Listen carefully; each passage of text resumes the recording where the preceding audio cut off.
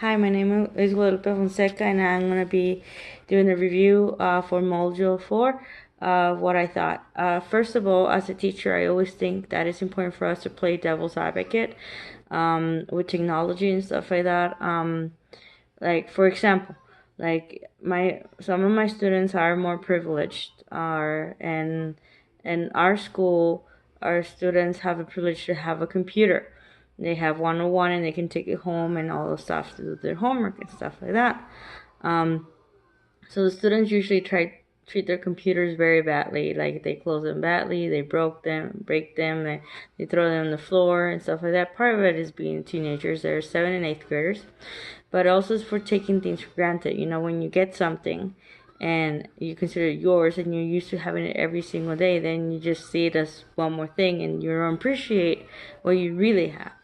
So I tell stories about students. My stories like when I was in middle school in Mexico, we had to do typewriters, and we had to carry a typewriter from home and school all the time. And because having a computer was not even possible. I mean, like here in the United States, when I was in 4th grade, because I went back and forth, right? They had computer labs offered to me, whereas in Mexico, being a middle schooler, the school really asked us to buy our own typewriter, so that we can practice. Since if you ever had to work with a computer, at least you needed to know how to type fast enough. So the point with that, I just wanted to, talk about the importance, in my point of view, of always like if the students are less privileged, always encourage them. And when the students are privileged, just like help them see that they need to be grateful for what they do have. So the first question says, why is bringing the digital divide important to education in the United States and the world? So like in chapter 5 from the book Technologies and Critical Literacy in Early Childhood by Vasquez and Ferdinand, they give the example. They start with the example of Antarctica. I think the students were making a cost, and they could see where people were able to see them. And Atlantica didn't show on the map and stuff like that, and they were communicating, and they saw that Antarctica, their internet was very bad. Like the only thing they can use were the internet, because it was so slow, is to open their emails, right? If anything, and they were looking for people to send CDs and MP3 players, because internet was not a luxury they had.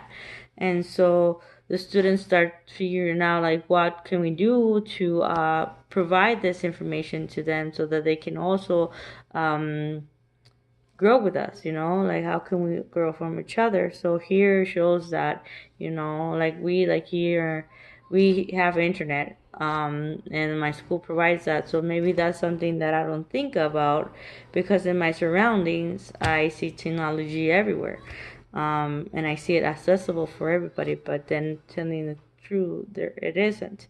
So what I wanted to say with this is that, so in one of the YouTube videos, the second one, and I think the name of that one was e-learning foundations, talks about, shows it to kid, he's playing two at the same time, and they're showing how the student who has a computer can be able to research things, and and learn so many more stuff, and in their fingertips, whereas the student who doesn't have a computer loses a lot of opportunity to learn by his own. And one thing that really catch my attention is that when they got into job interviews, the other one had the door open and he can become a doctor, a lawyer, a businessman, an architect, whereas the other one had a door closed, and he said if you knew I had technology and he didn't, like, who will you hire, right? And if they didn't say teachers, but like as teachers, like for me, for example, I have to know how to use classroom or infinite campus to take attendance, to create PowerPoint and all those things. I mean, it's not in my resume or in my job description, know how to use technology. But of course, when they do interview you, they want to see the skills that you have to offer. How can you make learning more accessible for your students? So, and technology is a big one. So I can only imagine how other jobs also will require this. But what I wanted to say is that if we were to be capable of giving everybody the technology and everything that we do have here in the cities and stuff like that, and to make sure that all our students of low income can have internet at home because, programs and stuff like that,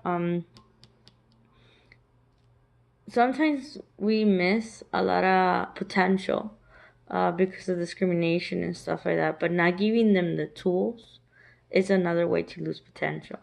So, in my point of view, if we were able to give everybody the same playing field, then we probably already had the person who can cure cancer, or in one of those countries that they don't, have education and stuff like that. If you gave them the opportunity, maybe there's a person who can cure AIDS or figure out what's going to go with global warming and etc. So it's really beneficial for all of us to make the brains of our students grow as much as we can, or give them everything they have so that they can go with it, like really use it.